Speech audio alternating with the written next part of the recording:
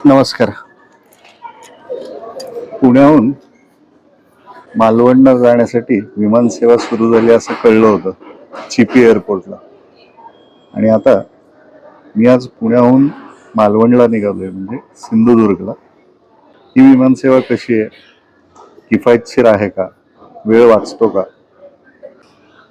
चिपीवरनं मालवणमध्ये जाण्यासाठी काही वाहन उपलब्ध आहे का, हे बरेच प्रश्न सर्वसामान्यांना पडतात. आणि याची माहिती घेण्यासाठी मी आता इथून पुण्याहून सिंधुदुर्गला चाललोय. मित्रांनो, 2 दिवस जर का आपल्या हातात असतील मोजून, म्हणजे आता सॅटर्डे संडे जे फक्त येतात, ह्या 2 दिवसामध्ये आपण मालवणमध्ये काय काय करू शकतो आणि त्याचं नियोजन कसं करावं, हे सांगण्याचा एक प्रयत्न या व्हिडिओच्या माध्यमातून मी करणार आहे. चला तर मग माझ्यासोबत विमानातून पुणे ते मालवणला.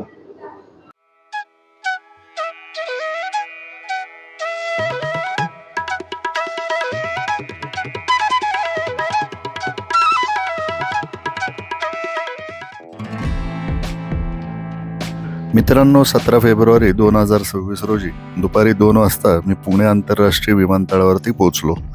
खरे तर माझं विमान हे सकाळी 8 वाजता पुण्यातून निघणार होतं, पण काही कारणास्तव ते उशिरा उड्डाण घेणार आहे असा मला निरोप मिळाला आणि आता हे विमान दुपारी 3 वाजता पुणे आंतरराष्ट्रीय विमानतळावरनं निघणार आहे. बापडी, लई गर्दी आहे की.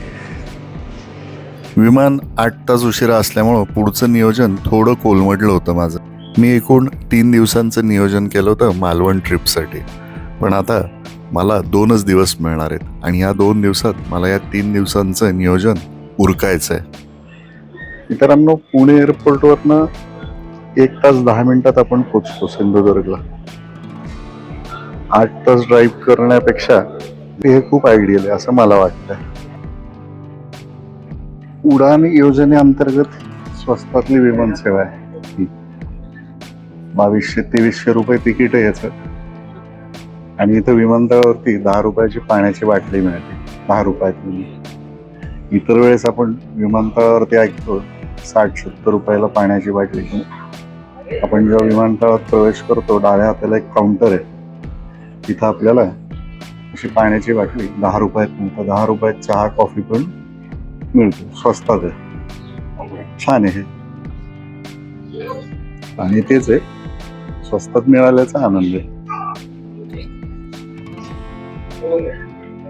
नाही म्हटलं तरी गर्दी आहे बरं का.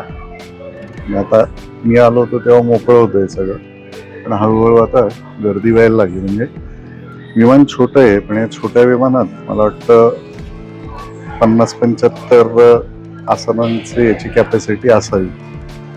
विमान आल्यावर कळेलच आपल्याला. 3:10ला उड्डाण घेणारं विमान हे मुळातच 3:45 वाजता इथं आलं. 3:45ला आल्यानंतर लगेचच सगळ्या प्रवाशांना पुढच्या 10 ते 15 मिनिटात विमानात बसवण्यात आलं आणि मग इथून आमच्या विमानानं उड्डाण घेतलं ते सिंधुदुर्गला जाण्यासाठी. पण प्रवास छोटा असल्यामुळं, अवघ्या 1 तास 10 मिनिटाचा असल्यामुळं हा प्रवास अगदी सुंदर व्यवस्थितपणे पार पडला आणि थोड्याच वेळात आमचं विमान सुखरूपपणे सिंधुदुर्गच्या धावपट्टीवरती उतरलं. नमस्कार यात्रियों, हम सिंधुदुर्ग हवाई अड्डे पहुंच गए हैं। वहाँ की तापमान 25 डिग्री सेल्सियस है। मोबाइल फोन का इस्तेमाल अब आप कर सकते हैं। विमानातल्या सहप्रवाशांशी चर्चा करत असताना मला एक गोष्ट लक्षात आली की इथून गोव्याला जाणारा पर्यटक पण मोठ्या प्रमाणात आहे. कारण सिंधुदुर्गातून गोव्यात अवघा आपण 1 तासात पोहोचू शकतो.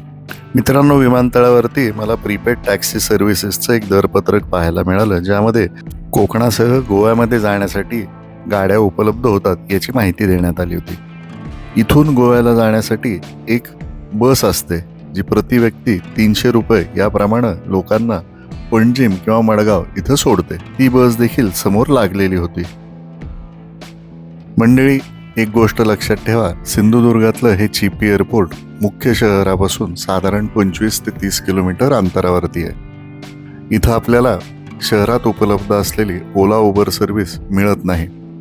त्यामुळे इथून पुढच्या प्रवासाचं नियोजन हे आपल्याला सुरुवातीलाच करावं लागतं. मी मालवणमध्ये येण्याआधी मालवणमधल्या एका व्यक्तीकडनं मालवणमध्ये जाण्यासाठी वाहन व्यवस्था केली होती. आपण जर इथे येणार असाल तर आपल्याला देखील अशा प्रकारची पूर्वतयारी करावी लागेल. विमानतळाच्या बाहेरच्या बाजूला प्रीपेड टॅक्सी काउंटर दिसलं आणि इथली माहिती घेण्यासाठी इथल्या कर्मचाऱ्यांशी मी बोललो. बरं, साधारण काय प्राइस असतं कसं? रिक्षाचं काय आवडत नाही तरी तुम्ही त्या मुलाला विचारतो सांगितलं नाही, मी अंदाजे विचारतोय माहितीसाठी किती. किती घेतात मालवणला 600-700 घेतात. आणि दुसरं काय म्हणजे कॅब वगैरे असते का मिळते? आपल्याकडे येतील पण आता कॅब ऑन द वे आणि त्याचे काय प्राइस असतं? कॅबचे 1000 रुपये 1008 रुपीज होतात 1008 रुपये 1008 रुपये मालवणसाठी. Yes sir. Okay okay. Normally जर का इथं यायचं असेल तर प्रीपेड करायचं असेल तर तुम्हाला काय कॉन्टॅक्ट करायचं आहे? केल्याच्यानंतर नाही सर आपल्याला काउंटरलाच बुकिंग करता म्हणजे इथं लँड झाल्यावरतीच करता येईल, ऑनलाईन वगैरे नाही करता? नाहीये तरी पण आमचा नंबर आहे त्याच्यावर. तुमचा नंबर सांगा ना म्हणजे परत. सर 8898 हां 90 हां 2343. इथं म्हणजे कॉल करू शकतील हो कॉल येण्याआधी. करा. हा माझा नंबर आहे. मी टर्मिनल मॅनेजर आहे. मला कॉल करा म्हणजे आपण तुम्हाला कॅब प्रोव्हाइड करता येईल. Great, thanks. संकेत दादा, तुमचा नंबर दिला तर चालेल का सगळ्यांना? मित्रांनो, मी ज्याच्या रिक्षातून मालवणात आलो त्याचं नाव आहे संकेत आणि आपण सिंधुदुर्गातून मालवणला जर जायचं असेल तर याला संपर्क करू शकता. नंबर सांग ना दादा तुझा. 9421 हा 63 84 21. ओके. विमानतळ ते मालवण शहर साधारण 25 किलोमीटरचं अंतर आहे. यासाठी आपल्याला अर्धा ते पाऊण तास लागू शकतो आणि अशा पद्धतीनं संध्याकाळी 6च्या सुमारास मी मालवणमध्ये मी जिथं राहिलोय त्या ठिकाणी दाखल झालो. मंडळी, मी मुक्काम केलाय ते या समोरच्या जागेमध्ये चिवला बीच पाशी. चिवला बीचच्या अगदी समोरच माझं हे राहण्याचं ठिकाण आहे.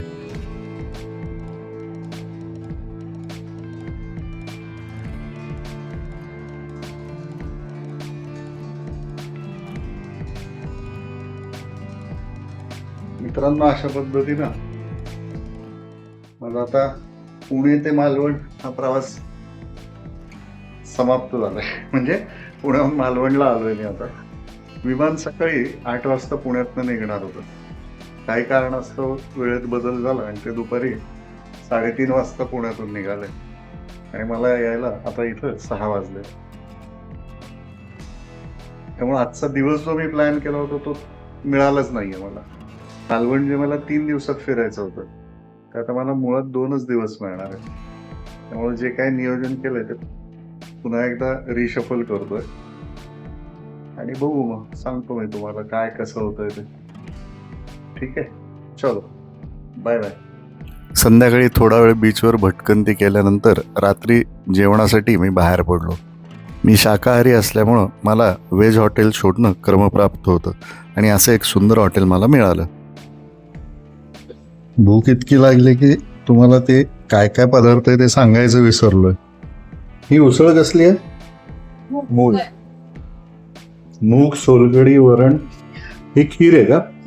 अच्छा, सुंदर आहे जेवण इथलं. याचं लँडमार्क काय तुमच्या जागेचं? बरड. एवढंच? बरड नाका, काना हॉटेल बरड नाका, काना रसोई. जेवण झाल्यावर रात्री रूमवर परतलो आणि आराम केला. नमस्कार, गुड मॉर्निंग. मालवणमधला हा पहिला दिवस. माझ्या पाठीमागं आपण बघू शकता हा सुंदर समुद्र आहे. याच्या लाटांच्या आवाजानंच खरे तर जाग आली आहे. इतक्या जवळ माझं घर आणि हे समुद्र आहे. अक्षरशः एक रस्त्याचं अंतर आहे फक्त. मित्रांनो, आज मालवणमध्ये सर्वप्रथम मी बीचवरती सकाळी गेलो होतो आणि तिथं मला खूप सुंदर असं मासेमारी करणारे हे जे बांधव आहेत त्यांनी जे जाळं टाकलं होतं ते ओढताना मी बघितलं आणि त्यात आलेले सापडलेले मासे ते निवडत होते. तर मित्रांनो, मालवणातली सकाळ ही अशी सुरुवात झाली. लाटांच्या सुंदर आवाजानं जाग आली म्हणून बीचवर आलो आणि बघितलं तर हे इथं जाळं ओढत होते आणि मग ते पाहण्यासाठी आलो. मी जसा इथं जवळ आलो तेव्हा मला एक वेगळी गोष्ट पाहायला मिळाली. बरीच मंडळी कॅरी बॅगमध्ये मासे भरत होते. प्लॅस्टिकच्या पिशव्यांमध्ये मासे भरून ही मंडळी जात होते. म्हणून इथल्या एका काकांना मी विचारलं तर त्यांनी मला सगळी परंपरा सांगितली. ते म्हटले हे जे जाळं टाकतो याला आम्ही रापण म्हणतो आणि हे रापण ओढण्यासाठी बरेच मनुष्यबळ लागतं. गावातली मंडळी जे जाळं ओढण्यासाठी येतात, मदत करतात, ती येतानाच आपल्यासोबत खिशामध्ये या छोट्या पिशव्या, प्लॅस्टिकच्या पिशव्या घेऊन येतात. जाळं ओढून झाल्यानंतर जमिनीवर जाळं आल्यानंतर मासे निवडतात आणि हे मासे निवडत असताना आजच्या भाजीपुरते जे मासे हवेत तेवढे मासे ते त्या पिशवीत भरून घरी घेऊन जातात आणि मग उरलेली मासळी ही बाजारात विक्रीसाठी पाठवण्यात येते. जाळं ओढून झालं, मासे निवडून झाले, पण आता जाळं साफ करायची वेळ येते. मित्रांनो, जेव्हा समुद्रात जाळं टाकलं जातं त्यासोबत फक्त मासेच येतात असं नाही, तर त्यासोबत समुद्री शेवाळं, प्लॅस्टिक किंवा इतर कचरा असाही भरपूर या जाळ्यात येतो. पण मग हे जाळं नीट राहावं म्हणून हे सगळा कचरा हा बाहेर काढावा लागतो, नाहीतर या जाळ्याला नुकसान व्हायची शक्यता असते. एकदा का जाळं साफ करून झालं की पुन्हा ते गुंडाळून आपापल्या नावेमध्ये ही मंडळी ओढत नेऊन ठेवतात. मित्रांनो, सकाळी सकाळी असा हा अनुभव घ्यायचा असेल तर त्यासाठी आपल्याला मालवणला यावंच लागतंय. त्यानंतर आता इथंच मी जिथं राहतोय तो आहे चिवला बीच हा परिसर, आणि इथूनच डॉल्फिन राईड वगैरे त्या ज्या सफारी होतात किंवा स्कुबा डायव्हिंग त्या इथूनच होतात. त्यामुळे ते अगदी माझ्या शेजारीच आहे. मी विचार करतो की आज सर्वप्रथम ते करावं. बघूया डॉल्फिन बघायला मिळते का, आणि अजून काही पॉईंट्स वगैरे आहेत जिथं ते घेऊन जातात, तर ते असेल तर ते एक करणार आहे. आणि त्यानंतर दिवसभरात मी भटकंती करणार आहे, आणि त्यासाठी ही गाडी मी रेंटलवरती घेतली आहे. ही गाडी मी कुठनं घेतली, कुणाकडून घेतली, त्यांचाही परिचय मी पुढं प्रवासात करून देईनच आपल्याला. चला, आजचा पहिला दिवस तर सुरू करूया. हे बुकिंग ऑफिस आहे, याच्याकडनं आधी माहिती घेऊ. मी एकटाच आहे.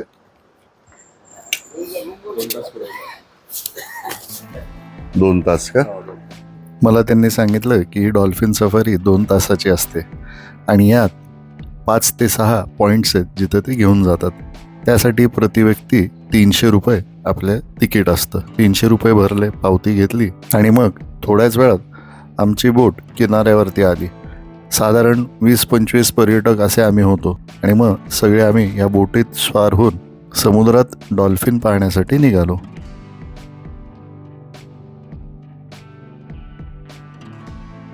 जरा इकडे लक्ष द्या सगळ्यांनी. लेफ्ट साईडला पाण्याच्या लेवलला जे रॉक दिसते बघा, बडक दिसत आहे. स्कुबा पॉईंट, अंडर वॉटर पाण्याखालचं आपण सौंदर्य जे बोलतो, पाण्याखालचं जे आपण सौंदर्य बोलतो, समुद्र, कमळ, कोरल, ते इथे बोट अँकर करून ठेवले आहे. ते बोटमध्ये तुम्हाला ट्रेनिंग दिली आहे. ट्रेनिंग नंतर गाईड घेऊन जाणार, घेऊन येणार. गाईड कंपल्सरी तुमच्याबरोबर असतो. ट्रेनिंगपासून जाऊन येईपर्यंत 10 मिनिटं दिली जातात. त्याखाली राहिला शूटिंगपर्यंत शूटिंग मिळणार आहे. तिथे उतरल्यानंतर जास्त कोणी रॉकमध्ये, खडकामध्ये जायचं नाही. फोटो काढण्याच्या नंतर लक्षात राहतं, पुढे पुढे जातात ते जाऊ नका, कारण बाईकच्या तुमचा पाय स्लिप झाला तर काच वगैरे लागतं, तसं कड होणार. आमचे बोटीचे कॅप्टन गणपत काका आम्हाला सगळ्यांना खूप छान माहिती देत होते. समुद्रातील छोट्या छोट्या बेटांवर असलेले जे वन्यजीव आहेत त्यांची ओळख करून देत होते. शिंपल्यांमध्ये जसं माल असतं, मुळ्या शिंपल्यांमध्ये, तसं ह्याच्यामध्ये व्हाईट कलरचं माल असतं, मशरूम सारखं. ह्याला कालवं म्हणतात. ते धारदार टोकेरी वस्तू घेऊन ते तोडून काढलं जातं, बोटमध्ये ठेवणार, किनाऱ्याला जाऊन ते फोडून आतलं मास विक्री केलं जातं. एवढी वाटी किंवा पेला घ्यायला गेला विकत 300, 250, 300 रुपये आहे. रेट जास्त आहे. कुठच्या हॉटेलला गेला तर तुम्हाला कालवं तिकलं मिळेल. ठराविक हॉटेलला ठेवतात, रेट जास्त असल्यामुळे ठेवत नाहीत. काढण्यासाठी पण रिस्क आहे ती. समुद्रातल्या बेटांची माहिती देत देत आता आमची बोट आली ती जिथे डॉल्फिन दिसत आहेत त्या ठिकाणी. एका गोष्टीचं खरंच मला आश्चर्य वाटत होतं की इतक्या मोठ्या प्रमाणात डॉल्फिन दिसणं हे मी पहिल्यांदा अनुभवलं आहे. पूर्वी जेव्हा डॉल्फिन बघायला जायचो एखाद दुसरा डॉल्फिन दिसायचा, आता मात्र या संपूर्ण डॉल्फिनचा एक संपूर्ण समूह मला पाहता येत होता. आपल्या अरबी समुद्रातले डॉल्फिन आहेत ते ग्रे कलर, राखाडी कलरचे, कारण आपलं हवामान उष्ण, हीट जास्त असल्यामुळे कलर ग्रे कलर. थंड हवेच्या ठिकाणी तुम्हाला हे व्हाईट कलर असे तुम्हाला मिळणार. थायलंड साईडला आहे. बोट पाण्यावरती हेलकावे घेत होती आणि त्यातूनच डॉल्फिनना शूट करणं अवघड जात होतं. खरं सांगू का, डोळे भरून डॉल्फिन मासे पाहता आले याचा एक वेगळाच आनंद होता आज. आणि इथून बोट निघाली आता संगमावरती. आतून जी नदी आलेली दिसते बघा, आणि तिला गड नदी म्हणतात. कोल्हापूर कंट्रोल साईडून आलेली नदी आहे. हा समुद्र, नदीचा आणि समुद्राचा संगम. समोर बघा जे वेव दिसत आहेत बघा छोटे, समुद्राचा आणि नदीचा संगम आहे. इथून आता आमची बोट निघाली ती शिंपला पॉइंट आहे. म्हणजे एक छोटंसं बेट आहे जिथं असंख्य शिंपले आपल्याला पाहायला मिळतात. या शिंपला बेटवर येण्याचा अनुभव पण खूप सुंदर आहे बरं का. समुद्राच्या एका मध्यवर्ती असलेला हा एक टापू आहे आणि याच्यावर विखुरलेले असंख्य असे शंख शिंपले आपल्याला पाहायला मिळतात. इथं सगळ्यात जास्त आनंदाची एक गोष्ट मला पाहायला मिळाली ती म्हणजे बोट जशी या टापूवर येऊन थांबली तसे सगळेजण उतरले आणि उतरताच प्रत्येकजण शंख शिंपले वेचण्यात मग्न झाला होता. वय आणि वेळेचा भान असा राहिला नव्हता. प्रत्येकजण इथं वाकून आपल्याला काहीतरी नवीन सापडेल या अपेक्षेनं इथं शोध घेत होता. आणि याला मी देखील अपवाद नव्हतो.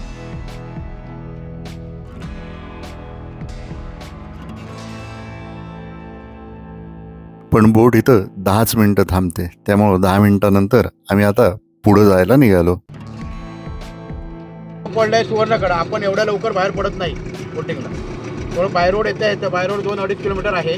मालवण कोळममधून लेफ्ट मारून सर्जेकोटला यायचं आहे. बघायला यायचं असेल तर सकाळी 6-7:30च्या आसपास यायचं. आणि अशा प्रकारे हे 2 तास कधी संपले हे कळलंच नाही. आणि मग आमची बोट आता किनाऱ्यावरती आली.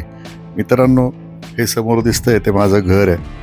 बोटीतनं उतरल्यानंतर मी थेट माझ्या खोलीत गेलो, आवरलं आणि बाहेर पडलो. सफारी राईड करून आली, डॉल्फिन सफारी.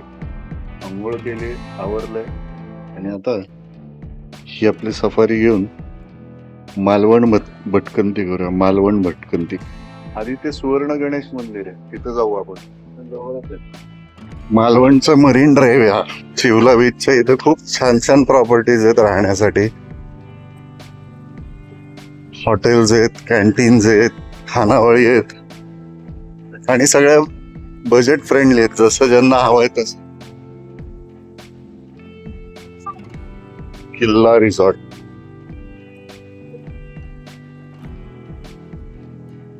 मी आता आलोय मालवणमधल्या सुप्रसिद्ध सुवर्ण गणेश मंदिरात. जगद्विख्यात ज्योतिषी श्री जयंत साळगावकर यांनी हे मंदिर उभारलेलं आहे.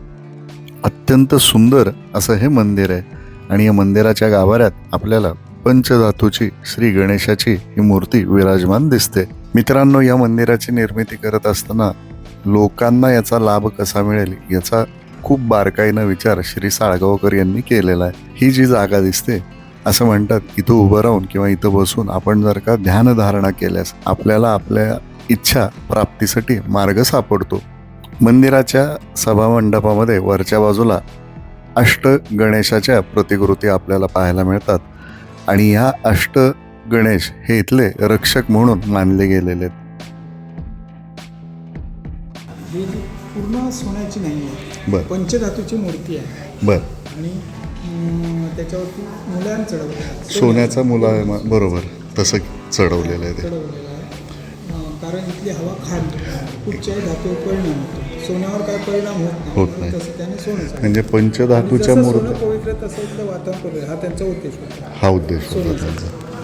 बाकी ठिकाणी बाहेर जी सिद्धी आहे, डाव्या बाजूला जे आपण बघतो ती सिद्धी आहे. ती सिद्धी हा आहे. ढालणी तलवार आहे, हा, ती सिद्धी बुद्धीच्या हातीत लेखणी दिलेली आहे. अच्छा. असं ती उजव्या हाताला जी आहे ती बुद्धी तिच्या हातीत लेखणी दिली आहे. ही बघा इकडे आणि हा. तिकडे तसं. पण याला ब्रॅकडाऊन नाही, अच्छा. दोन्ही साईडला आहे. ह्याच्या हातीत हा, तिथे तलवार दिलेली आहे आणि ह्याच्या हातीत इकडे लेखणी. लेखणी दिलेली आहे शिकवली. आणि त्याचंच मोठं स्वरूप ते तिथे येते. काय ते भाविकांना बरोबर बरोबर.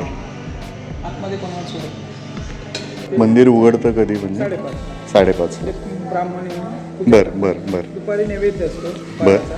त्याच्यानंतर संध्याकाळी धूप आरती. वगैरे, बर. पूजा वगैरे. आणि बंद कधी होतं मग? 10 वाजता 10 वाजता बंद होतं. पण आपलं नाव काय? आपण इथं सेवेकरी आहे. बरं बरं, धन्यवाद.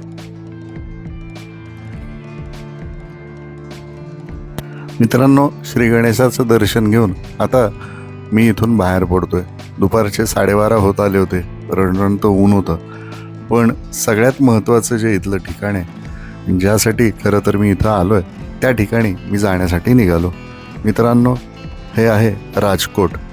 आणि इथं आपल्या सर्वांचं दैवत छत्रपती शिवाजी महाराजांचं एक अत्यंत देखणं स्मारक उभारण्यात आलं आहे. बरेच महिने वर्तमानपत्रातून बातम्यांमधून हे वाचत होतो. इथे येण्याची मनापासून एक इच्छा होती, ती आज पूर्ण झाली. आणि योगायोग असा की आज शिवजयंती आहे आणि शिवजयंतीच्या या शुभमुहूर्तावरती या ठिकाणी येऊन नतमस्तक होता आलं यासारखं भाग्य नाही.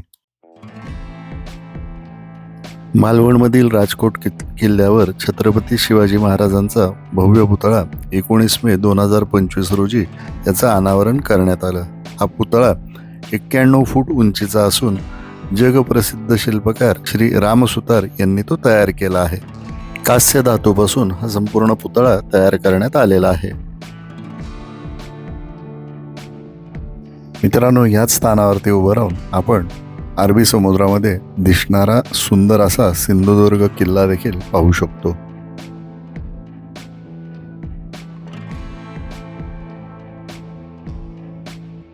समोर सिंधुदुर्ग किल्ला आहे. मित्रांनो, जर बोटीतनं जायचं झालं तर आपल्याला इथून या जेटीवरनं बोटी जातात, किल्ल्यावर पर्यटकांना घेऊन जातात. समोर ही जी बोट चालली आहे ती पर्यटकांना घेऊन चालली आता. आणि इथं ती जेटी आहे. इथं किल्ल्यावरची ही जेटी आहे. इथं आपण इथं उतरवतात आणि मग आपण किल्ला फिरून येऊ शकतो. महाराजांना वंदन करून इथनं मी आता किल्ल्याकडे जाण्यासाठी म्हणजेच जेटीकडे निघालो.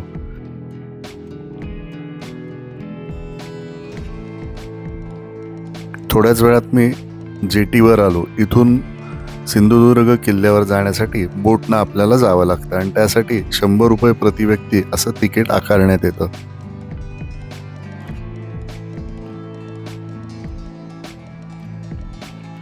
आज शिवजयंती आणि इथं भाविकांची रीघ लागलेली होती. एक मिनिटाला एक बोट किल्ल्यावरनं भाविकांना किनाऱ्यावरती आणत होती आणि तसेच किनाऱ्यावरनं भाविकांना भरून एक दुसरी बोट किल्ल्याकडे जात होती. आणि मग आमची बोट पण सिंधुदुर्ग किल्ल्याकडे जाण्यासाठी निघाली. आणि अवघ्या 5 ते 10 मिनिटात आम्ही देखील सिंधुदुर्ग किल्ल्याच्या जेटीवर दाखल झालो.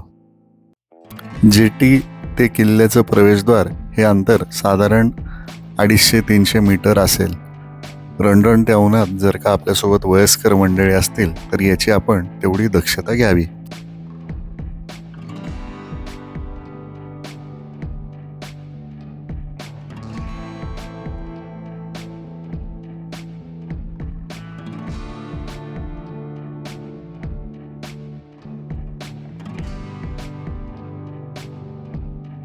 छत्रपती शिवाजी महाराजांच्या हाताचे ठसे इथं वरती आहेत असं मला सांगण्यात आलं होतं. ते पाहण्यासाठी मी या बुरुजावरती आलो. मित्रांनो, इथून दिसणारं दृश्य खरंच अप्रतिम आहे आणि जगातलं सगळ्यात सुंदर हेच ते दृश्य आहे. सिंधुदुर्ग किल्ल्यावरती छत्रपती शिवाजी महाराजांच्या मंदिराच्या शेजारी एक छोटं संग्रहालय देखील आपल्याला पाहायला मिळतं. नाव काय तुझं? काय करतेस तू? जातीस? Very good. किती देस? अरे वा, व्हेरी नाईस. शाळा कोणती आहे पण जवळ इथली? मग जातेस कशी रोज? आणि पावसाळ्यात तिकडेच राहता? अच्छा, मग बंद असतं हे? ओके. छत्रपती शिवाजी महाराजांची जी मूर्ती आहे मंदिरात त्याचं हे प्रतिरूप आहे. त्याचसोबत छत्रपती शिवाजी महाराजांच्या तलवारीचं दर्शन देखील इथं आपण घेऊ शकतो. त्याचसोबत महाराजांच्या हाताचे आणि पावलांचे ठसे चांदीमध्ये इथं आपल्याला पाहायला मिळतात.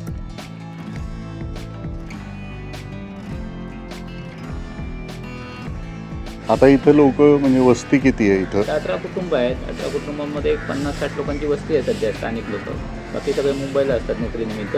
व्यतिरिक्त आता किल्ल्यावरती अजून काय काय आहे पुढे बघण्यासारखं? भुयारी मार्ग आहे राजाने बांधलेला, भवानी मातेचं मंदिर आहे, गोड्या पाण्याच्या विहिरी आहेत, राजवाड्याची जागा आहे, सदर म्हणून एक जागा होती तिचं एक ठिकाण आहे, वॉच टावर आहे, अच्छा. ते एक चोर दरवाजा म्हणजे राणीची वेळा म्हणतात त्याला बीच, तो एक ठिकाण आहे, अंधार कोठडी आहे मागच्या साईडला. अच्छा. बघायला गेलं तर खूप आहे तसं, पण भरपूर. वेळ कमी असतो. वेळ कमी. तर आणि याचं क्षेत्रफळ म्हणायचं 48 झालं एकर तर आहे. 48 एकर आहे 3.5 किलोमीटरची भिंत आहे पूर्ण. पूर्ण. मंदिरात गेलो, दर्शन घेतलं आणि मग तिथून मी थेट बाहेर पडलो. मित्रांनो, आज शिवजयंतीची प्रचंड गर्दी आहे किल्ल्यावरती आणि म्हणूनच इथून मी आता बाहेर पडायचा निर्णय घेतलेला आहे.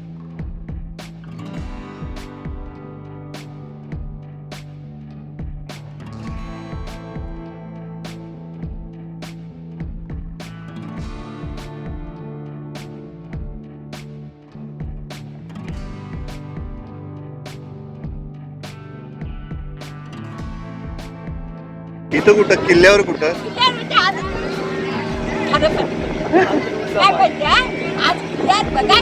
अच्छा, बघायला.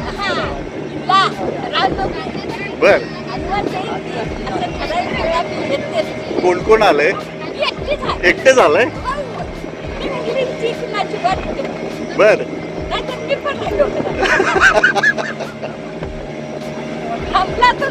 खरंय.